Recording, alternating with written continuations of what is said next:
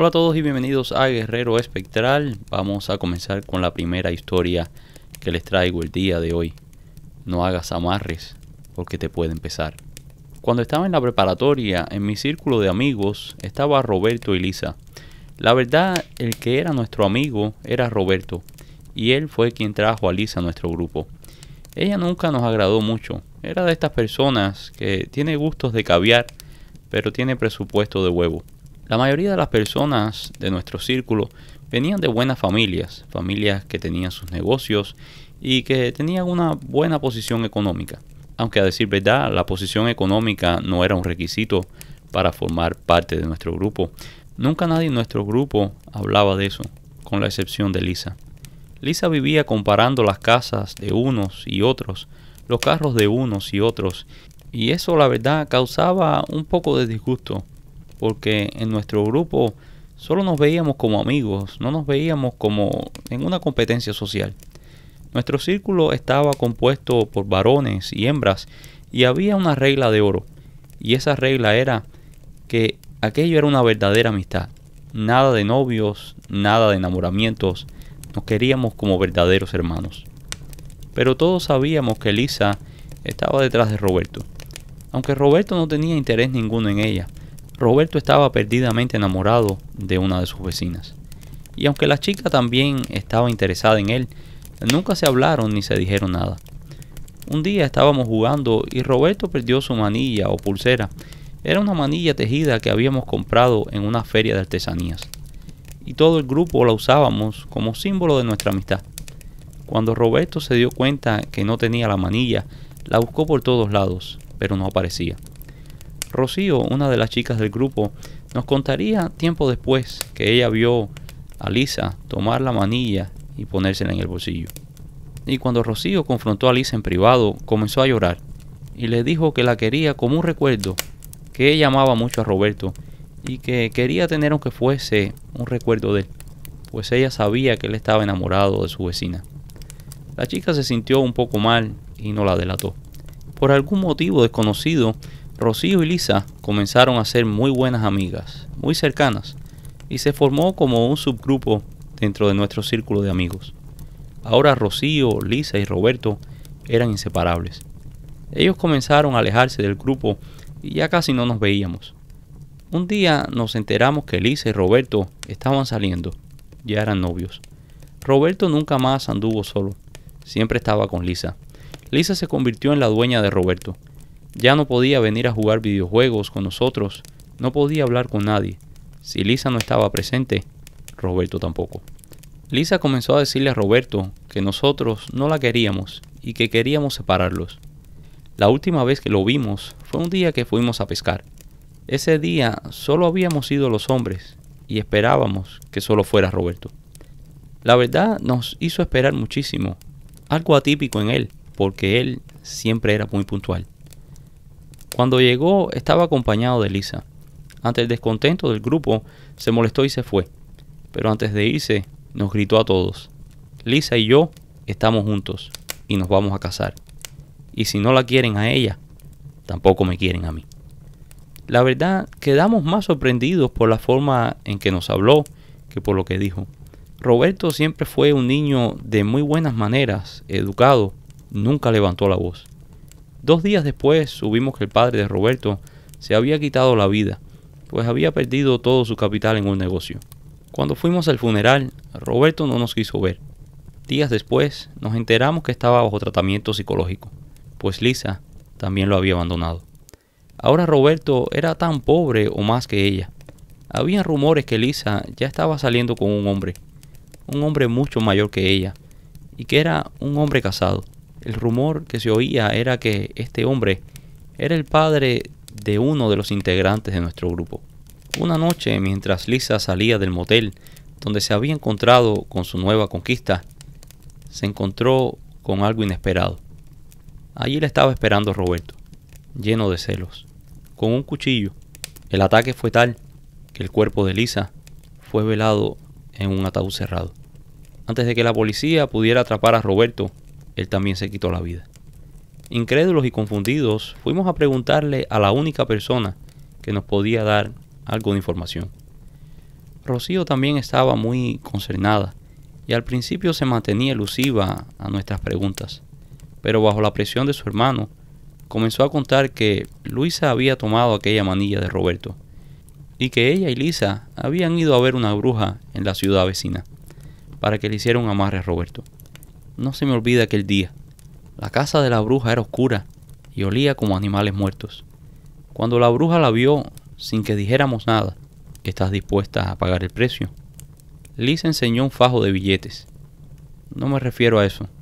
La bruja le explicó que aquello no era un juego, que aquel poderoso ritual haría que Roberto estuviera como loco por ella, y que esa locura podría tener consecuencias catastróficas, y que más de una vez ella había visto personas heridas físicamente por causa de estos rituales. Eso es exactamente lo que quiero, que esté loco por mí. La bruja lanzó una mirada, y como si pudiera ver a través de la piel de Lisa y pudiera ver su alma, le dijo: niña, tú tienes una gran oscuridad dentro, una oscuridad que asusta. Lisa insistió y le pagó muy bien a la bruja.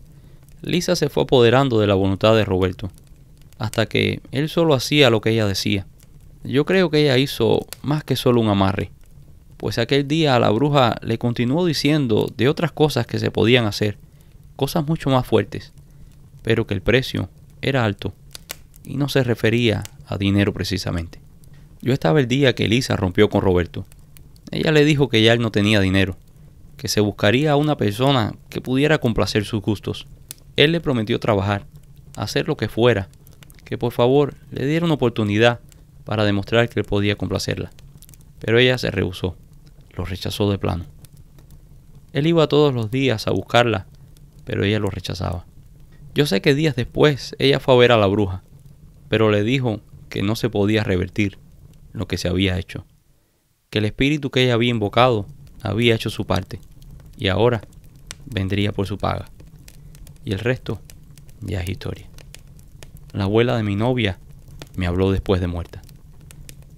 Conocí a mi novia en la fiesta de un amigo. Tenía una muy buena relación con sus padres, pero su abuela me odiaba. Todo comenzó el día que me invitaron a una cena para conocer la familia.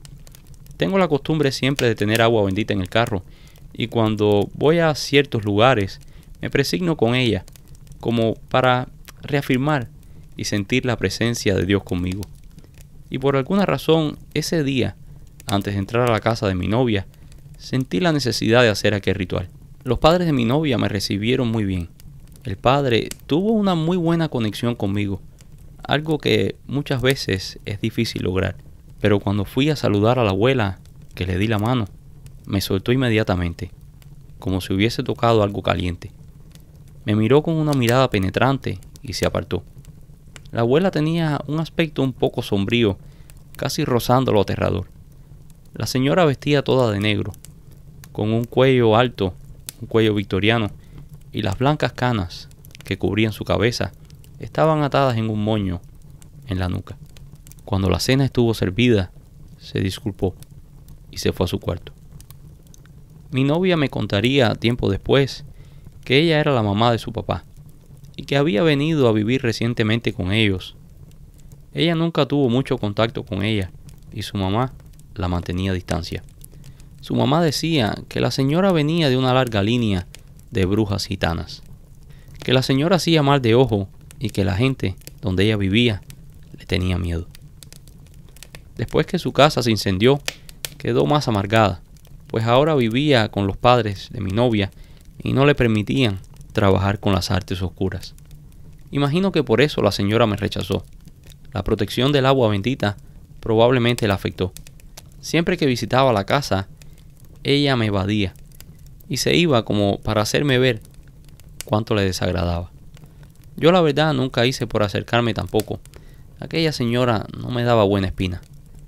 Una tarde recibí una llamada de mi novia que la abuela había fallecido. Inmediatamente me preparé y fui para su casa. Quería ayudar en lo que pudiera. Cuando llegué a la casa ya se habían llevado el cuerpo para la funeraria. En cuanto entré, se escuchó un fuerte golpe en el cuarto de la señora. Todos quedamos sobresaltados. El padre de mi novia enseguida fue a ver, pero no encontró nada. No pudo hallar el origen de aquel ruido. Más tarde en la funeraria, mi novia me pidió que la acompañara al féretro. Cuando estuvimos frente al ataúd, escuché claramente que dijo, "No". De un salto, caímos parados en la puerta de la capilla de la funeraria. Los presentes se asombraron de la reacción, e inmediatamente los padres se acercaron, y les dijimos lo que había pasado. Enseguida llamaron a uno de los empleados de la funeraria, que nos aseguró que era normal, que los difuntos a veces hacían sonidos, pues el aire que está dentro del cuerpo, más la acumulación de los gases de la misma descomposición, buscan por dónde salir, y muchas veces salen por la boca, haciendo extraños sonidos. Pero yo sé lo que escuché. Los padres de mi antigua novia, la que hoy es mi esposa, siguen viviendo en la misma casa, y a día de hoy escuchan ruidos raros. Mis suegros incluso convirtieron el cuarto de la señora en un cuarto de juegos para mis hijos. Pero ellos nunca entran ahí. Siempre dicen que la viejita no los quiere en su cuarto. Y este último relato lo hemos titulado "A Lauro casi lo mata una brujería". Lauro tenía unos 20 años y era el soltero más codiciado de la ciudad. Las chicas siempre lo buscaban y él disfrutaba de la atención. Esto muchas veces lo llevaba a traicionar a su novia, Estela, una chica de muy buena familia que estaba perdidamente enamorada de él. Aquellos eran otros tiempos, cuando las mujeres permitían ciertas libertades a los hombres, pues era la costumbre. El caso es que, aunque Estela sabía de las andanzas de Lauro, no le reclamaba. Al pueblo llegó una familia de Haití que tenía 2 hijas jóvenes. Las chicas eran muy lindas, y enseguida Lauro se puso en función de conquistar a una de ellas, a la mayor, a Angeline. Angeline también mostraba interés en Lauro, así que se empezaron a ver. Las visitas de Lauro a Estela comenzaron a ser menos frecuentes. Parecía que la relación se estaba enfriando. Así que Estela comenzó a averiguar sobre la situación. Quería saber qué le pasaba a Lauro, pues cada vez que le preguntaba, él negaba que hubiera algún problema. Finalmente, una amiga le contó que había un rumor en el pueblo de que Lauro estaba saliendo con Angeline. Una tarde Lauro estaba en el parque de la iglesia hablando con Angeline cuando de la nada apareció Estela. "Entonces, este es el motivo por el que ya no vienes a mi casa.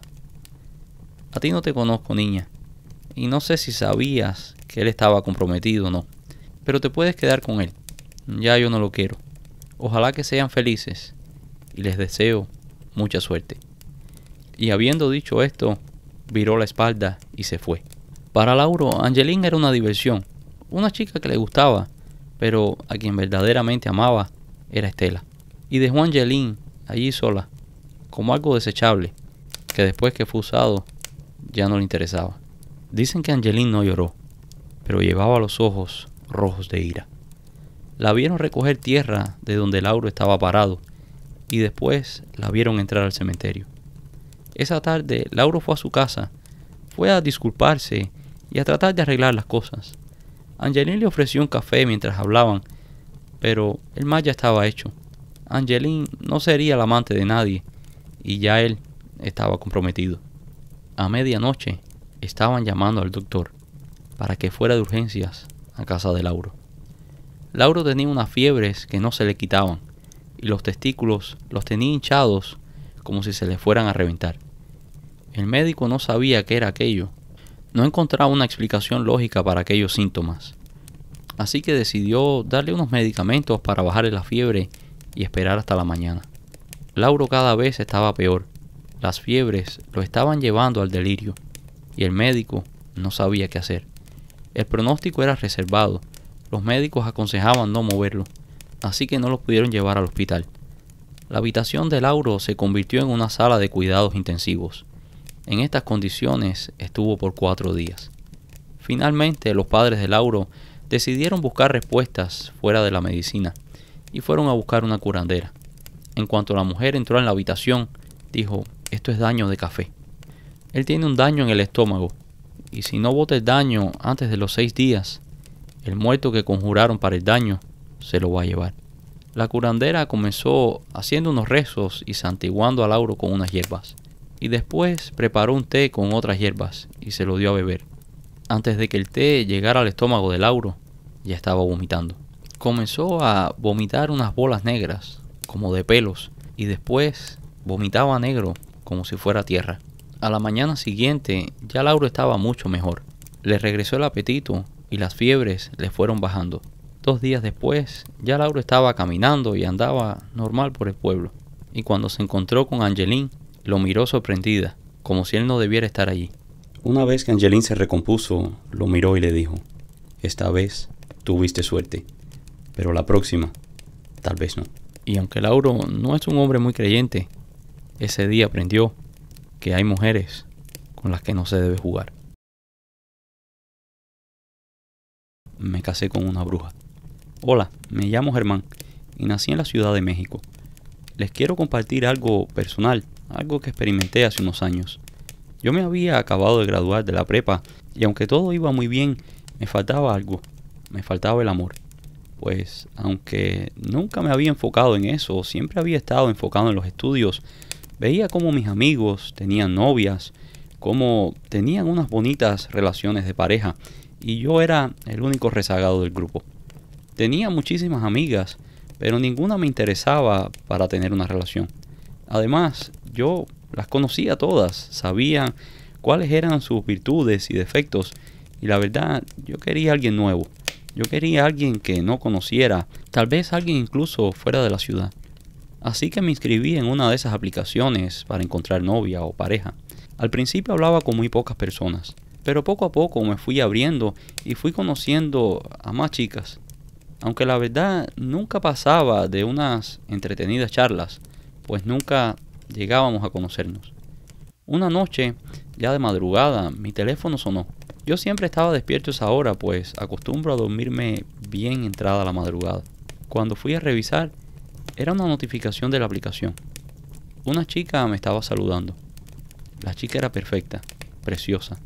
La verdad, la saludé y no quise darme esperanzas, pues la chica, otra vez, era espectacular. Sentía como que estaba fuera de mi liga, pero ella insistía en hablarme. Primero le di unas respuestas tal vez un poco secas, pero ella seguía insistiendo. Hablamos por casi 2 semanas, hasta que finalmente ella me propuso vernos en persona. Yo fui sincero y le dije que la verdad no creía que yo fuera de su tipo, que tal vez no le interesaba. Yo me sentía muy inseguro, pues en aquellos años había ganado muchísimo peso y estaba un poco pasado, y estaba un poco acomplejado. No me sentía bien con mi imagen. Ella me aseguró que el físico no era importante para ella, pero por lo que habíamos hablado, sí le gustaba mucho mi forma de pensar, le gustaba de la forma que la trataba, lo romántico que era, así que esas eran las cosas que ella verdaderamente estaba buscando en un hombre. Así que me llené de valor y decidí invitarla al cumpleaños de un amigo. Ella aceptó con gusto. Llegó el día de la fiesta y estaba súper nervioso. Cuando la vi llegar, las manos me sudaban. En persona la chica era mucho más bonita que en la foto. Yo pensaba para mí, estoy perdido. Cuando ella me vea, no va a querer nada conmigo. Pero contrario a estos pensamientos, cuando ella me vio, me abrazó, me besó, me sentí querido, deseado por primera vez por una mujer. La chica de verdad no solo era bonita, era muy buena onda. Estuvo a mi lado toda la noche, hablamos, compartimos cosas, experiencias que nunca había hablado con nadie. Mis amigos no paraban de hacerme señas de aprobación a espaldas de la chica. Esa noche nos besamos. Yo estaba encantado con la chica. Antes de despedirnos, planeamos volver a vernos en 2 días. Y así siguió por unas cuantas semanas. Después, las cosas comenzaron a ponerse serias. Al principio me llamaba un par de veces al día, me mandaba un mensaje preguntándome cómo estaba, si había comido, qué estaba haciendo, pero después las cosas comenzaron a ponerse un poco intensas. Estaba todo el tiempo en el teléfono. Era como si ella quisiera controlarme, mantenerme bajo su puño. Después comenzaron los problemas por mis amigos. No quería que tuviera amigos, no quería que saliera. Con el dolor de mi alma, la verdad, tuve que dejarla, porque ya aquello estaba demasiado tóxico. Peleaba conmigo todo el tiempo, discutíamos por todo, incluso me acusaba de salir con otras mujeres. No importaban las explicaciones que yo le daba, para ella nunca eran suficientes. Cuando la llamé para romper la relación, se puso como loca. Daba unos gritos desde el otro lado del teléfono que me hacían temblar el cuerpo. Pasaron unas semanas y yo pensaba que todo aquello había pasado. En esos días comencé la universidad y otra vez comencé a enfocarme en la escuela, en los estudios, hasta que un día, cuando llegué al salón de clases, allí estaba mi exnovia, parada en la puerta. Allí estaba esperándome. Me pidió unos minutos, que quería hablar conmigo, que no dejaba de pensar en mí. La verdad, me sentí muy feliz de verla y decidí saltarme esa clase e ir a hablar con ella. Nos fuimos a un parque que había muy cercano a la universidad. Allí nos sentamos y hablamos por horas. La pasamos tan bien que decidimos ir a mi casa y allí nos reconciliamos. Después comenzó a venir a mi casa en las noches y, ocultándose de mis padres, venía a mi cuarto. Pero otra vez la alegría duraría poco. Pronto comenzaron los problemas. Ella seguía con sus celos, seguía siendo controladora, pero esta vez yo no tenía fuerzas para pelear. No quería separarme de ella. Y las cosas fueron escalando poco a poco, a tal punto que dejé la escuela. Ya no quería separarme de ella.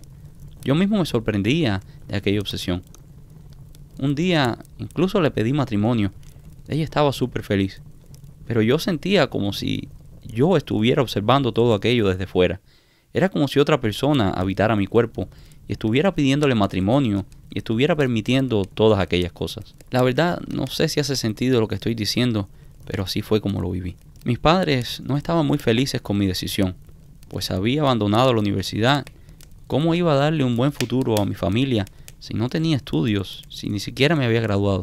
Por suerte, mi padre tenía un pequeño negocio y me llevó a trabajar con él. Poco después nos casamos y vinimos a vivir a la casa de mis padres. Decía que su familia vivía muy lejos. De hecho, nunca conocí a su familia, ni siquiera a sus padres. Cuando se mudó a la casa, traía muy pocas cosas. Fue algo que me llamó la atención, pues ella siempre estaba con ropas nuevas, siempre estaba muy bien vestida, pero solo trajo un par de valijas y un gran mueble. Era como un guardarropas, un ropero grande, pero nunca había visto algo así. Aquel mueble siempre estaba cerrado bajo llaves. Ella decía que eran sus cosas, ropas, maquillajes y otras cosas viejas que guardaba allí. También me contaba que el mueble había estado en su familia por incontables generaciones y que era la única cosa que era de valor para ella. Las cosas comenzaron a complicarse entre mi madre y mi esposa. Discutían todo el tiempo. Llegó a tal punto que mi padre nos pidió que buscáramos a dónde ir, pero no había pasado ni una semana cuando mi madre cayó gravemente enferma. En menos de 15 días parecía un cadáver. Mi madre estaba casi en un estado vegetativo, casi no hablaba, no se movía. Mi esposa cuidaba de mi madre todo el día, y al ver la dedicación de mi esposa, mi padre cambió de parecer y nos pidió que nos quedáramos y que lo perdonáramos. Aquello me sorprendió muchísimo, pues en toda mi vida nunca había visto a mi padre pedir perdón. Pensé que tal vez estaba vulnerable por lo de mi madre. Por aquellos días pasábamos el tiempo con mi madre en el médico, de médico en médico, tratando de buscar una cura o al menos un alivio. Los médicos nos dijeron que ellos no tenían la solución, que la ciencia había hecho todo lo que podía, que ahora mi madre estaba en las manos de Dios. Así que decidimos llevar a mamá a la casa. Enseguida mandamos a llamar a un sacerdote. Mi familia siempre ha sido muy católica y en aquellos momentos la iglesia se convirtió en nuestro refugio. Cuando mi esposa vio llegar al padre, fue como si hubiese visto al mismísimo diablo. En cuanto el sacerdote entró en la casa, mi esposa se encerró en la recámara. El padre, incómodo con la situación, se fue en cuanto administró los sacramentos. Esa noche llegó mi abuelita, la mamá de mi papá, y algunas de mis tías, pues ya esperábamos lo peor. En cuanto mi abuela entró a la puerta, mostró su descontento con mi esposa. Por mucho que mi esposa trataba de agradar a mi abuela no cedía y la mantenía a distancia, educadamente, pero a distancia. En cuanto la abuela vio a mi madre, dijo que aquello era brujería y le clavó los ojos a mi esposa. Mi papá enseguida le salió al paso a la abuela. Mamá, no digas esas cosas. Siempre estás con tus cosas de la brujería. Esas cosas no existen. La abuela paseó su sabia mirada alrededor de la habitación y nos dijo a todos: ustedes se dejarán engañar, pero a mí no me engaña nadie. Esa misma noche, a las 3 de la mañana, fallecía mi madre. El velorio fue muy duro. Pasaron cosas raras. Incluso, en pleno velorio, se escucharon golpes dentro del ataúd. Mi padre pidió varias veces que se abriera el ataúd para asegurarse de que mi madre habría muerto. Los empleados de la funeraria nos aseguraban que no había posibilidad de que mi madre estuviera viva. Incluso para calmar a mi padre, hicieron venir un médico que certificó por segunda vez el óbito de mi madre. Fue muy duro, y cuando la fuimos a enterrar, las cosas se pusieron peor, pues se sentían golpes y gritos dentro del ataúd. Nos fuimos del cementerio con un montón de preguntas, dudas, encima de nuestro dolor. Pasamos días muy malos. Días después del funeral, mi padre también cayó enfermo. Igual, los médicos no encontraban una explicación para los síntomas de mi padre. Algunos médicos nos decían que tal vez era producto de una misma depresión por lo que había pasado con mi madre, que tal vez la pérdida de su esposa lo había afectado más de lo común. A los pocos días llegó mi abuela y se llevó a mi padre bajo las protestas de mi esposa. Yo no podía hablar, era como si no tuviese voluntad. Yo me quedé frente al negocio de mi padre. El negocio no iba nada bien. Y un día mi esposa me ofreció hacer algún tipo de ritual, algo que hacía en su familia para que hubiera dinero y prosperidad en la casa. Aquella propuesta me sorprendió, pues ella parecía una chica normal, alguien que no tenía conocimiento de aquellas cosas. Como mencioné antes, yo crecí en una familia católica y no sabía mucho de esas cosas. Y la verdad, nunca estuve expuesto a nada relacionado con brujería o cosas paranormales. Pero tampoco me negué al ofrecimiento de mi esposa y le dije que hiciera lo que ella creyera conveniente. Ella me dijo que la única condición era que yo no estuviera presente. Yo acepté, pero por mera curiosidad dejé un celular viejo que tenía grabando en el negocio. Ella se quedó en el negocio y yo me fui a la casa, como habíamos pactado. Cuando terminó, regresé al negocio y cuando abrí el video, lo poco que vi me aterrorizó. Hizo unos raros dibujos en el suelo. De una bolsa negra sacó unas figuras amorfas, cubiertas con algo negro. No sé si era sangre seca o algún tipo de pintura. Y allí, frente a aquellas figuras, comenzó a desvestirse. Y en ese momento, la cámara dejó de grabar. En cuanto llegué a la casa, la confronté con aquello. Se puso como una fiera. Me llamó de desagradecido y de desgraciado, y que pagaría muy caro por aquello, que lo que pudo haber sido una racha de prosperidad y de buena suerte, ahora sería miseria y desgracia. La verdad no quise confrontarla y me fui a dormir a la recámara de mis padres. Pasamos unos días sin hablarnos, pero después, un día que estaba en el negocio, llegó toda feliz a darme la noticia que estaba embarazada. Me dio tanta alegría que me olvidé de todos los problemas que habíamos tenido. Nuestra relación se fortaleció. Feliz, le fui a contar a mi papá y a mi abuela. Ellos no recibieron la noticia muy bien. La abuela me explicó que había algo malo con aquella chica, que mi padre, aunque ya estaba mucho mejor, casi se muere por una brujería, y que ella estaba casi segura que lo había hecho la chica. Varios sacerdotes tuvieron que hacer oraciones de exorcismo y de liberación para sacar el mal de mi padre. Ellos me pidieron que me cuidara mucho y que si no me sentía a salvo, que saliera de allí. Aquello me pareció tan absurdo que dejé de hablarle a mi familia por un tiempo. ¿Cómo era que después que les compartía aquella feliz noticia, me hablaban de dejar a mi esposa y a mi hijo? El embarazo iba muy bien y el negocio cada día iba mejor. Nunca aquel negocio había visto aquellas ganancias. Todo iba perfecto, hasta que un día escuché a mi esposa en el teléfono hablando con alguien.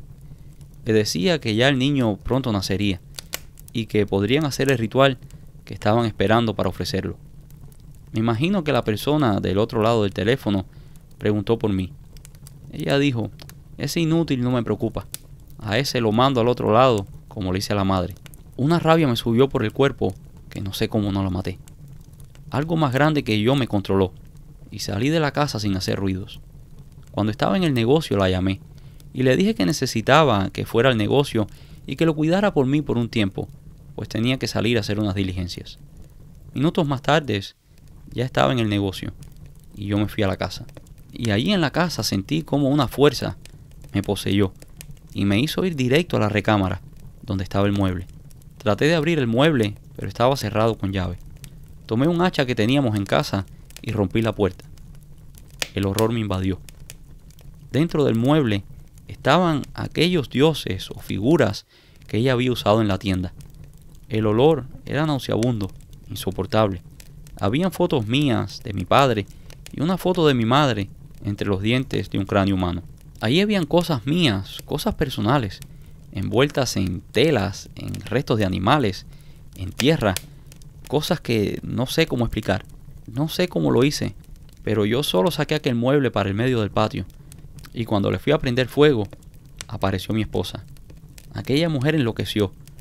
Pensaba que iba a matarme.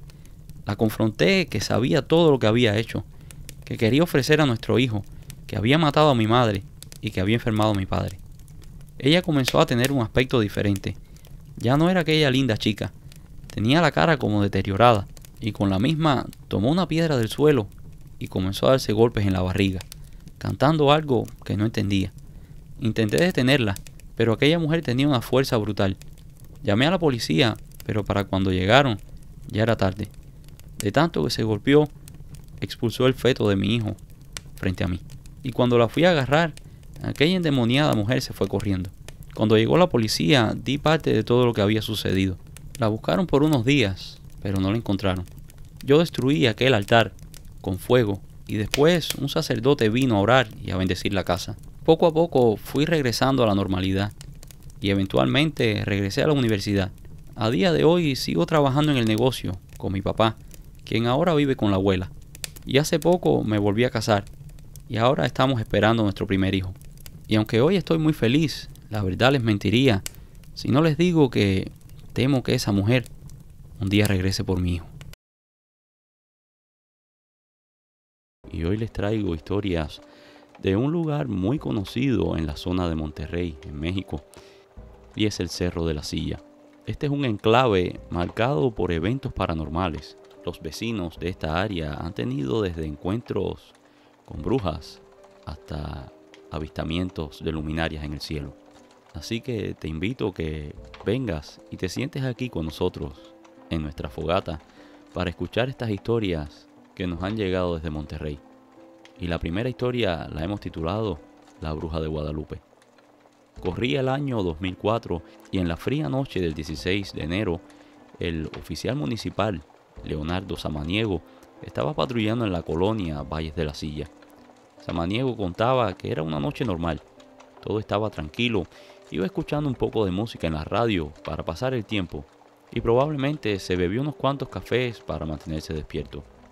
Sobre las 3 de la mañana puso en marcha la patrulla para dar una ronda. Cuando realizaba su recorrido de vigilancia en la colonia, Samaniego asegura que al pasar por la calle Álamo del mencionado sector, de la nada vio caer de un árbol, a escasos metros de la patrulla, en medio de la calle, un bulto negro. Pero antes de que el bulto impactara con el suelo, una fuerza invisible lo detuvo y lo hizo levitar a unos centímetros del suelo. Asistido por los faros de la patrulla, pudo ver que era una persona. Estaba vestida de negro y tenía los ojos grandes, tez morena, traía un gorro con una punta hacia atrás, pero no traía escoba ni nada, pero sí iba volando, aseguró el elemento cuando fue entrevistado. Leonardo, aunque confundido por toda la situación, notó que el extraño ser evitaba la luz del auto. El policía asegura que la luz de la patrulla le mostró que el ser tenía unos ojos increíblemente negros y profundos. Aquellos grandes ojos se tragaban la luz. Sin embargo, aquella profunda mirada nunca abandonaría el recuerdo de Leonardo, quien asegura que hasta el día de hoy no puede olvidar aquella mirada y que aún sueña con aquellos ojos. Ella se escondía de la luz y cerraba los ojos, unos ojos muy negros. Todas las noches sigo soñando con esos ojos. Cierro los ojos y puedo ver su mirada y su cara, su mirada profunda, y luego despierto sudado y llorando. Continuó relatando. Ella se volvió hacia mí. Vi que su sombrero caía como si estuviera amarrado. Cuando bajó, miró al vehículo y extendió los brazos. En ese momento pedí refuerzos, pues sabía que estaba en graves problemas. No importa cuánto entrenamiento tengas, no importa que tengas un arma contigo. Es como si tu cerebro supiera que eso no es de este mundo. No es algo de lo que te puedas defender con armas. Aquella cosa no quería asustarme. Aquello quería hacerme daño. Sentía como si quisiera arrancarme la vida. Cuando comenzó a acercarse, yo comencé a retroceder. Cuando llegué a la esquina de la calle, vi cómo se estrelló contra mi parabrisas. ante el ataque del ente y la impresión, Leonardo perdió la conciencia, y por un tiempo indeterminado no supo de él ni lo que la bruja le hizo. Minutos después llegaron los refuerzos solicitados. El oficial se encontró con una escena perturbadora: la patrulla chocada y el parabrisas roto.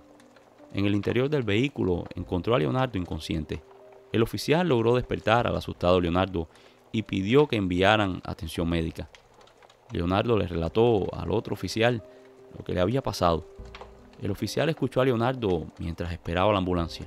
Aunque la historia parecía ficción, el oficial le creía a Leonardo, pues sabía que él era un hombre de fiar. Además, ¿qué ganaría un policía con contar una historia de aquellas?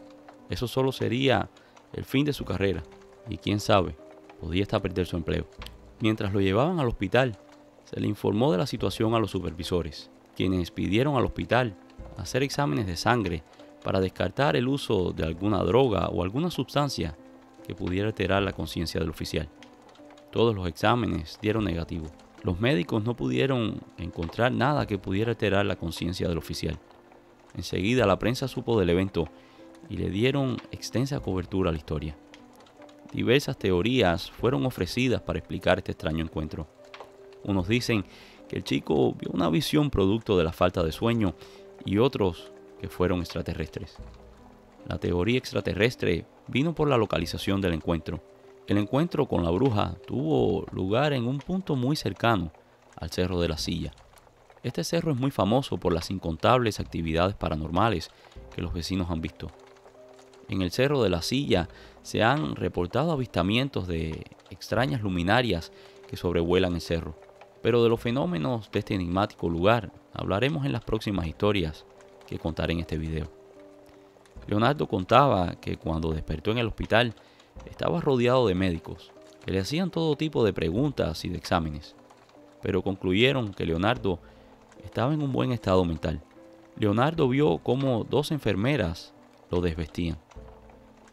Cuando le quitaron el chaleco que llevaba puesto, notó cómo la camisa estaba desabotonada, algo que le pareció muy extraño, pues él estaba más que seguro que se había abotonado la camisa esa noche antes de ponerse el chaleco. Después que se fueron los médicos y los compañeros de la fuerza policial, aparecieron unos hombres vestidos de traje. Los hombres casi no hablaron, solo le pidieron permiso para revisar su cuerpo. Leonardo aceptó y fue revisado exhaustivamente. Los hombres parecían buscar algo pequeño, tal vez algún tipo de pinchazo o la marca de una aguja, pues revisaron a Leonardo con una especie de lupa con una linterna. Preguntaron por su ropa y Leonardo les dijo que los médicos tenían su uniforme. Los hombres abandonaron la habitación de Leonardo y no regresaron. El uniforme de Leonardo desapareció del hospital y hasta el día de hoy nadie tiene una respuesta para aquel encuentro. Y la segunda historia del día de hoy la hemos titulado El hombre pájaro del Cerro de la Silla. En el Cerro de la Silla, ese lugar del que les hablé en la historia anterior, localizado en Monterrey, México, no solo se han aparecido brujas, también se aparece un aterrador ser conocido como el hombre pájaro. Las apariciones de este misterioso ser se remontan al año 1877. Los vecinos decían que junto a la iglesia se vio a este ser. Después, en el 1908, en la Huasteca, un señor que paseaba a su perro tuvo un escalofriante encuentro con este ser. La crónica de aquellos años recoge que don Pantaleón paseaba con su leal perro. Don Pantaleón era un hombre de estos criados a la vieja usanza, sin miedo y dispuesto a hacer lo que fuera para proteger a sus seres queridos. Don Pantaleón iba andando cerca de un arroyo cuando vio unas huellas en la tierra mojada. Parecían pisadas humanas, pero tenían algún tipo de garra por uñas. Pantaleón era un ávido cazador y conocía muy bien la fauna de la zona. Aquello no era la pisada de ningún animal conocido. El perro comenzó a ponerse inquieto y miraba a un punto fijo, con todos los pelos erizados. Pantaleón se armó con sendas piedras y se encaminó a la zona de donde venían los ruidos. En ese instante, de entre los matorrales, se comenzó a escuchar una conmoción. Fuera lo que fuese aquello, era un animal muy grande. Pantaleón tiró 2 piedras en dirección a donde venían los ruidos, sin tener una idea clara a qué era lo que le tiraba. pues la zona poseía una tupida vegetación y además una espesa niebla cubría todo el área. Cuando las piedras hicieron contacto con las hojas y la maleza, Pantaleón escuchó un sonido familiar. Era un aleteo, pero el sonido tenía que ser de un animal de gran envergadura. Y en ese momento, una gran sombra negra, camuflada entre la espesa niebla, voló sobre la cabeza de Pantaleón en dirección al río. Pantaleón abandonó el lugar y le contó el suceso a otros cazadores, quienes le aseguraron que aquel debería ser el hombre pájaro. Pero no solo en esta área fue avistado el enigmático ser. En la zona de la cueva de los murciélagos, los vecinos aseguran haber visto al hombre pájaro. Después, en los años 80, los vecinos de la Sierra de la Silla aseguran haber visto al ser. Los vecinos aseguran que el ser se alimentaba de sus animales. Varios vecinos decían que sus rebaños de cabras fueron casi diezmados y algún que otro perro también desapareció. A principios de los años 90, Marcos, un vecino de aquella zona, venía de un pueblo vecino después de haberse dado unos tragos con unos amigos. Eran como las 10 de la noche y para evitar problemas con la policía, decidió regresar a su casa por una ruta alternativa. Era un viejo camino de terracería que pasaba muy cerca del Cerro de la Silla. Aquel camino era usado por el ganado y para llevar equipos de agricultura. El camino no estaba iluminado, pero Marcos veía perfectamente, con la luz del auto y la luz de la luna que brillaba resplandeciente en lo alto del cielo. Contaba Marcos que a medio camino algo sobrevoló la camioneta. El aire que producía aquello fue tan fuerte que sacudió el vehículo. Él iba a muy baja velocidad para evitar dañar la camioneta en los huecos y las piedras del camino. Así que por un momento pensó en detenerse, pero rápidamente cambió de idea cuando sintió unos chillidos que venían desde lejos. Aquello no sonaba como ningún animal conocido y él conocía muy bien la fauna de aquel lugar, pues él había nacido y crecido en aquella área. Así que de una vez puso en marcha el vehículo y esta vez, como a unos 50 metros frente a él en el camino, vio una figura muy alta y negra. La figura probablemente tendría unos 2 metros de alto. Marcos se asustó y echó mano al machete que llevaba debajo del asiento del chofer. Aceleró a todo para ver si se asustaba aquella cosa, pero seguía allí, parada en medio del camino. Cuando la camioneta estuvo a unos escasos metros, las luces le molestaron en los ojos a aquella figura enorme. La figura abrió las alas, que debieron haber tenido otros 2 metros de envergadura, y de un salto se desapareció en la oscuridad. Marcos aceleró tanto como pudo el automóvil, y cuando había avanzado un par de kilómetros, otra vez volvió a escuchar aquel infernal sonido. Era una mezcla entre los berridos de un cerdo y los gritos de un hombre. Marcos también comenzó a sentir un olor nauseabundo, como a podrido. El susto que llevaba era tal que los tragos que se dio con los amigos dejaron de tener efecto en él. Se sentía como si no hubiese tomado nada. Según Marcos, aquel ser lo persiguió por un tramo, y cuando ya estaba llegando al pueblo, sintió como algo pesado cayó sobre la camioneta. Marcos trató de ver por el retrovisor, pero no podía ver nada. Una vez que entró al pueblo y tomó un poco de valor, se detuvo bajo una luz, para ver con claridad qué era lo que había caído sobre la camioneta. Pero para su sorpresa, no había nada, solamente aquel nauseabundo olor. Marcos volvió a montar en la camioneta y se fue directo a su casa. A la mañana siguiente le comentó a sus compañeros de trabajo lo que le había sucedido la noche anterior. Los compañeros le aseguraron que aquello sin dudas era el hombre pájaro de Monterrey. Y esta historia, llamada El fantasma del Cerro de la Silla, me la contó el cuñado de mi primo, quien es de la región regiomontana. Él nació y se crió en Monterrey, muy cerca del Cerro de la Silla. Cuando tenía unos 18 años, contaba que siempre iba a hacer ejercicios con sus amigos en aquella zona. Les gustaba ir a la montaña, bien temprano en la mañana, antes de que saliera el sol. Generalmente accedían al cerro por la entrada que está en la colonia Bosques de la Pastora. Aquella era un área muy bien conocida por ellos, y se sentían muy seguros. Me contaban que un día de febrero, en pleno invierno, decidieron reunirse a las 5 de la mañana. en el parque que está a la entrada del cerro. Ese día venía un amigo que nunca había hecho ejercicio con él, pero quería comenzar. Había ganado mucho peso y necesitaba perder unas libras. El grupo se reunió y comenzaron a caminar y fueron dejando atrás al amigo.